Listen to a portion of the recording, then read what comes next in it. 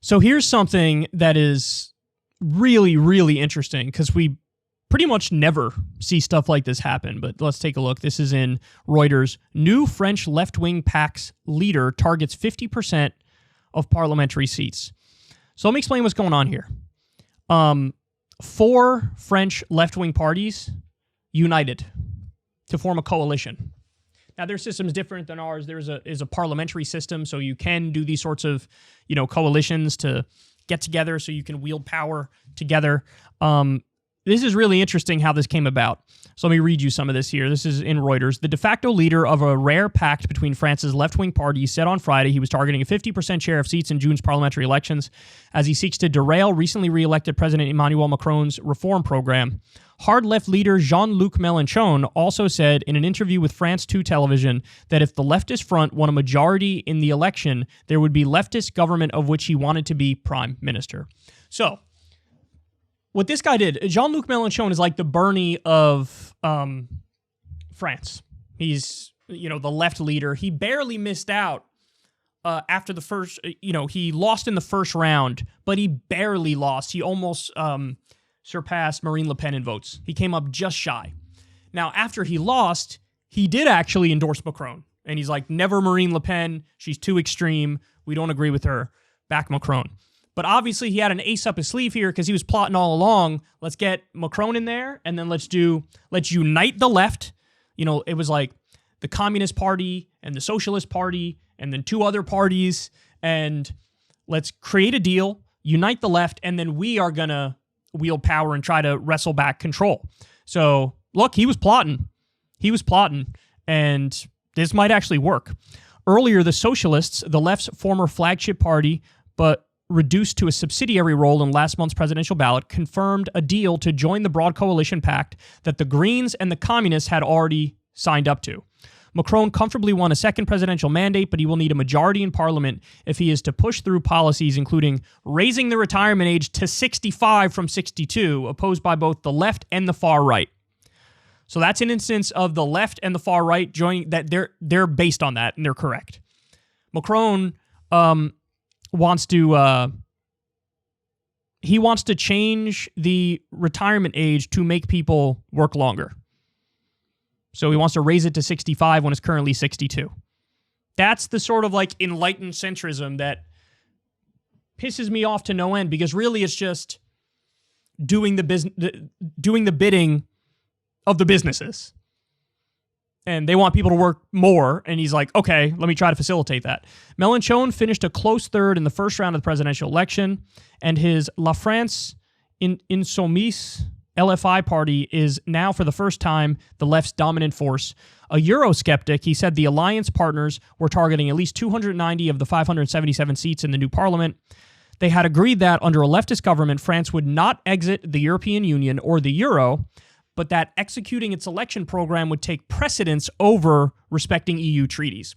So, as you can tell, they're Eurosceptic. They want to be more independent. They don't really view themselves as part of, the European Union project, and they think that whatever sort of laws and rules and regulations come from above them are kind of illegitimate, and they want their own sovereignty to be respected more. But obviously, the deal that they cut here is like, well, we're not going to officially leave the European Union or the euro. We're going to stay with that, but we're going to sort of prioritize what we do here more than, listen to them. Quote, call it disobedience or a moratorium. The bottom line is that the will of the French people will be respected, he told France 2. Pollsters' initial projections show Macron's party, which was renamed Renaissance on Thursday, on track to win the June 12th and 19th ballots. But the surveys were carried out before the left-wing alliance was struck and before individual candidates were chosen by each camp for France's 577 constituencies. In recent French legislative ballots, the president's party has always won a majority in parliament.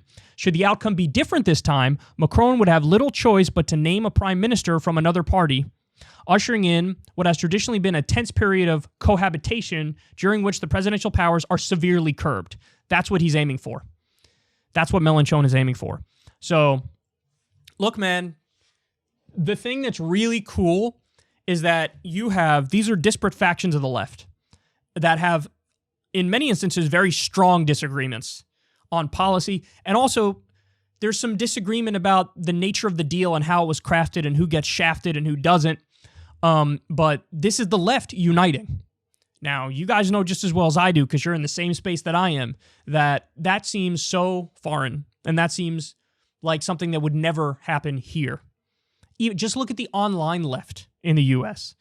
Everybody's always at each other's throats, and everybody's always arguing with everybody else, and everybody's casting aspersions on other people's motives, and, you know, you're a grifter, and you're a liar, and, you know, you're actually a right-winger, and it's just everybody hates everybody, and it's just endless, just going after each other and fighting these, what's the word, internecine battles when, you know, the right is winning at every turn, and the corporate Democrats are, you know, holding on with their iron grip to power for as long as possible.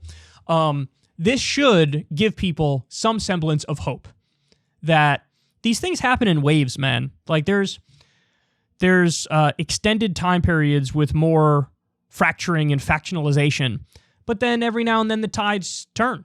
And, you know, people will view the cool based thing to do as like, you work together with your fellow lefties, no matter the disagreements, because there's a common purpose for something bigger and something better and something broader. And the only way we're going to ever achieve that stuff is if we come together.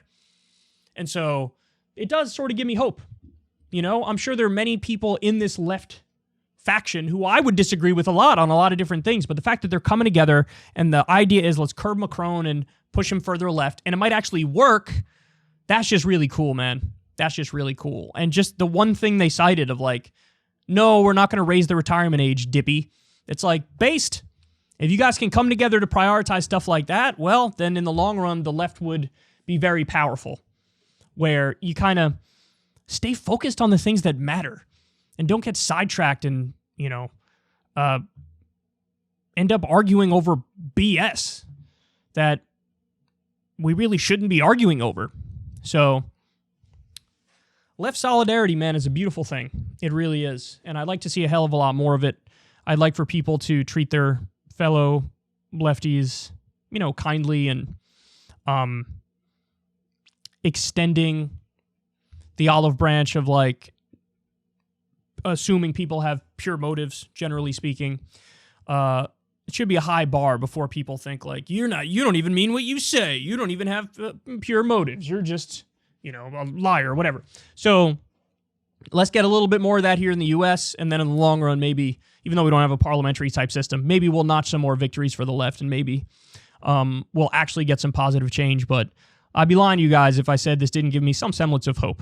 There's a few things in the modern era that have made me very happy. One of those things was, or is, this explosion of unionization. That's given me a lot of hope in an otherwise dark time politically. And to see this happen as well, put it in the W column, and let's go ahead and notch some more of them. Hey, y'all, do me a favor and like and subscribe. It helps out big time in the algorithm. Click the bell as well for notifications when videos drop, and watch that video on screen right now. You know you want to.